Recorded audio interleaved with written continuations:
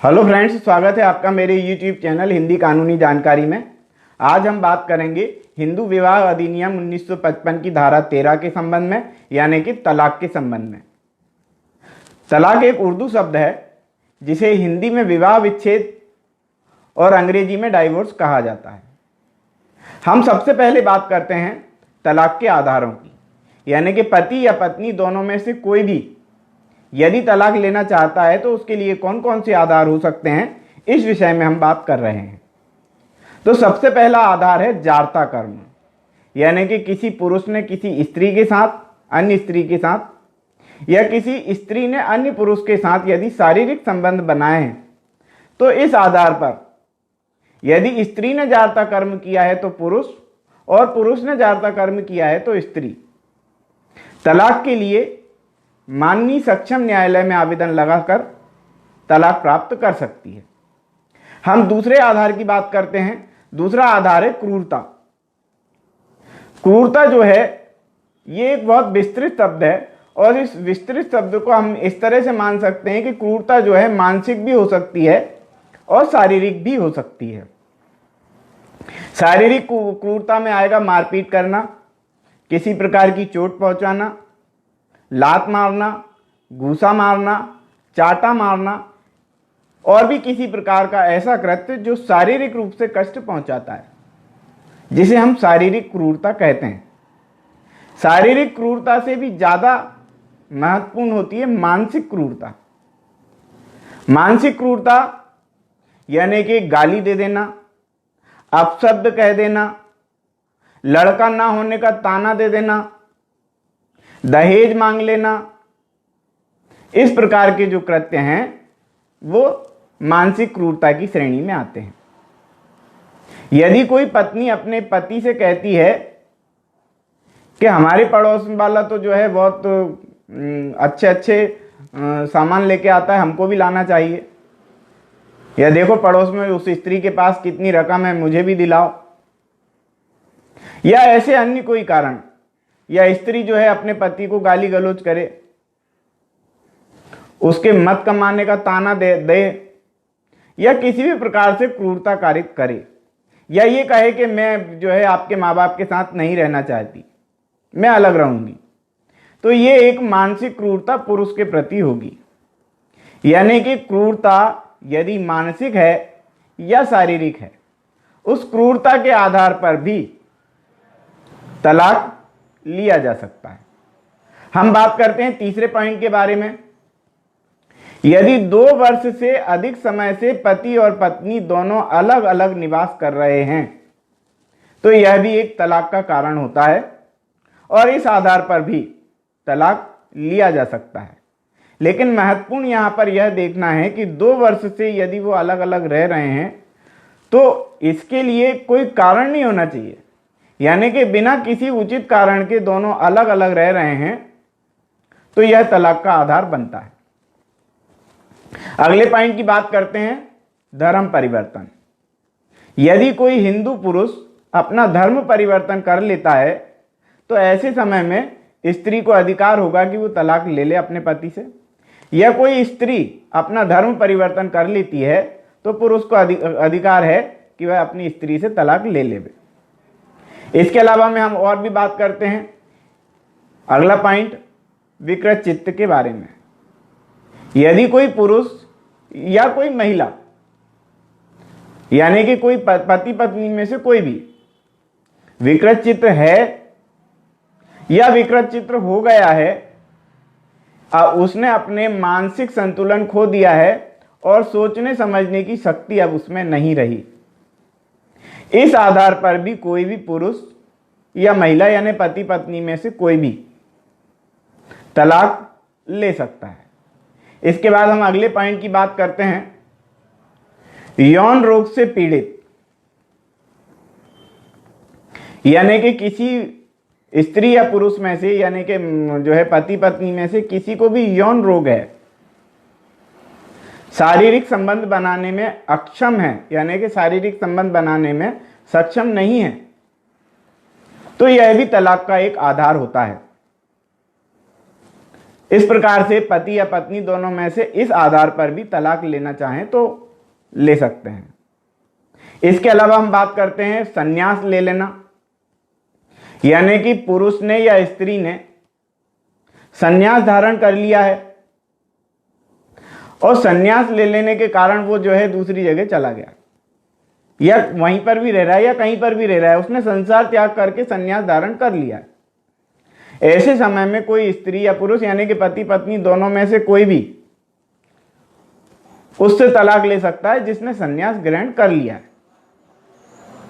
इसके अलावा में हम बात करते हैं, यदि कोई स्त्री या पुरुष 7 वर्ष से अधिक समय तक हमको नहीं दिखा है, या उसकी कोई खबर भी नहीं है, या उसका पता ही नहीं है कि 7 वर्ष से अधिक हो गए हैं, कहाँ है वो, उसका कोई पता नहीं है, ऐसे समय में स्त्री या पुरुष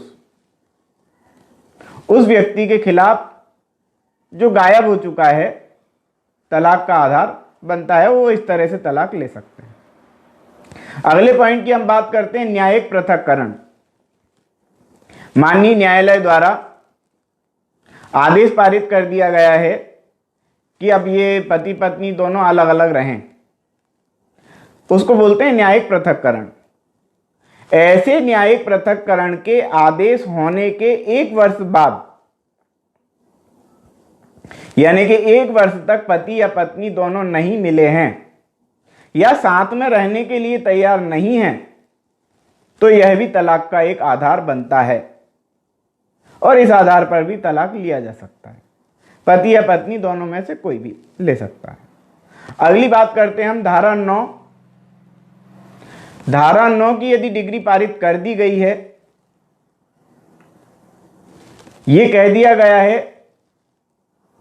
कि दाम्पत्य संबंधों की पुनर्स्थापना की जाए, इस प्रकार का आदेश न्यायालय के द्वारा पारित कर दिया गया है,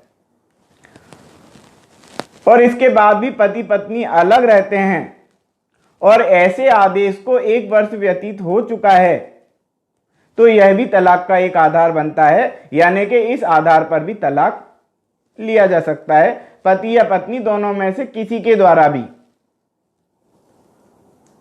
अब हम बात करते हैं ऐसे अधिकार जो सिर्फ महिलाओं को प्राप्त हैं, यानी कि पत्नी को प्राप्त अधिकार तलाक के आधार, ऐसे आधार जो पत्नी ही ले सकती है, पति को इसमें कोई अधिकार नहीं है। तो इसमें है सबसे पहला जो पत्नी को प्राप्त अधिकार है उनमें से कि जो है पति जो है कोई दूसरी स्त्री को लेके आ जाता है, यानी कि एक पत्नी के जीवित होते हुए वह दूसरा विवाह कर लेता है, दूसरी औरत को लेकर के आ जाता है, उसको रखेल बना के रखने लगता है दूसरी औरत को, या 2 विवाह कर लेता है। तो ऐसे समय में से दोनों में से कोई भी पत्नी या दोनों पत्नियां अपने पति से तलाक ले सकती हैं। महिलाओं को प्राप्त दूसरे अधिकारों में से है कि पुरुष का बलात्कारी हो जाना, गुदा मैथुन या पशु गमन करना, इस प्रकार का कृत्य यदि किसी पति द्वारा अपनी पत्नी के साथ किया जाता है, तब पत्नी को अधिकार होता है कि वह अपने पति से तलाक ले लेवे। इसके अतिरिक्त हम बात करते हैं कि पति पत्नी के बीच में कोई विवाद होने से न्यायालय द्वारा पत्नी को भरण पोषण का आदेश दिया गया है कि पति जो है पत्नी का भरण पोषण करे। अब ऐसे समय में जो है उस आदेश को 1 वर्ष व्यतीत हो गया है, यानी कि भरण पोषण के आदेश को 1 वर्ष व्यतीत हो जाने पर भी कोई भी पत्नी अपने पति से तलाक ले सकती है।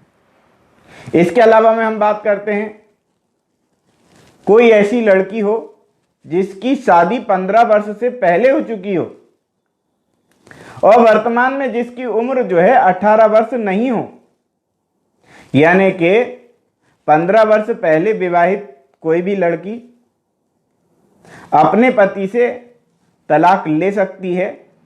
उसकी उम्र 18 वर्ष से अधिक नहीं होनी चाहिए।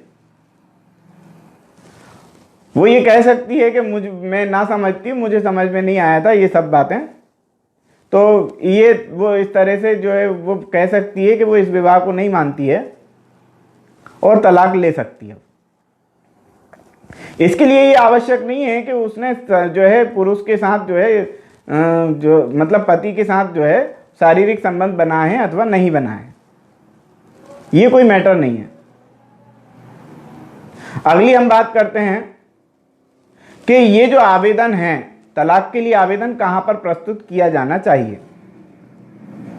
तो इसके लिए किसी भी जिला न्यायालय में, ऐसे किसी भी जिला न्यायालय में जहां पर पति या पत्नी दोनों एक साथ रहे हों, या वर्तमान में पत्नी निवास कर रही हो, या वर्तमान में पति निवास कर रहा हो, या उन दोनों का विवाह उस स्थान पर हुआ हो, ऐसे किसी भी जिला न्यायालय में पति या पत्नी द्वारा तलाक के लिए आवेदन लगाया जा सकता है। यहां पर एक बात गौर करने योग्य है कि अभी हमने एक तलाक का आधार देखा था, 7 वर्ष से अधिक यदि किसी पति या पत्नी में से किसी का पता नहीं है, यानी कि वो 7 वर्ष से अधिक समय से गायब है, तो ऐसे समय में पति या पत्नी किसी जो है जिस स्थान पर रहता है उस स्थान पर वो दावा लगा सकता है। हमने बात करी इस संबंध में कि तलाक के आधार कौन कौन से हैं। हम बात करते हैं इसी संबंध में नाबालिग बच्चों के संबंध में भी हम बात कर लेते हैं, जो धारा 26 के अंतर्गत है। यदि मान लेते हैं पति या पत्नी में विवाद हुआ, उन दोनों के नाबालिग बच्चे हैं और दोनों में तलाक हो रहा है या तलाक हो गया, तो ऐसे समय में नाबालिग बच्चों की अभिरक्षा के लिए भी धारा 26 के अंतर्गत बच्चों को मतलब अभिरक्षा में प्राप्त किया जा सकता है। जो नाबालिग बच्चे हों, 18 वर्ष से कम उम्र के हों। हम एक शब्द का और यहां पर इस्तेमाल करना चाहेंगे, एलिमनी। एलिमनी का मतलब होता है कि भरण पोषण की राशि एक मुश्त प्राप्त कर लेना,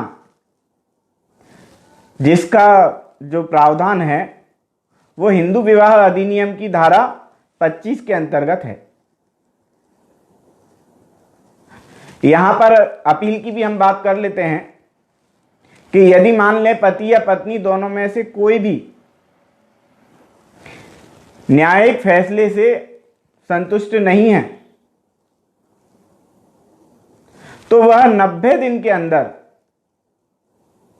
माननीय उच्च न्यायालय में यानी कि हाई कोर्ट में अपील कर सकता है। आज की वीडियो में इतना ही। इस वीडियो को लाइक करें, शेयर करें, कमेंट्स करें, चैनल को सब्सक्राइब करें ताकि अगली वीडियो का नोटिफिकेशन आपको तुरंत प्राप्त हो सके। ये समस्त जानकारी आपको फ्री में उपलब्ध है। और भी यदि आप जानकारी चाहते हैं तो कमेंट्स बॉक्स में कमेंट्स करें। धन्यवाद।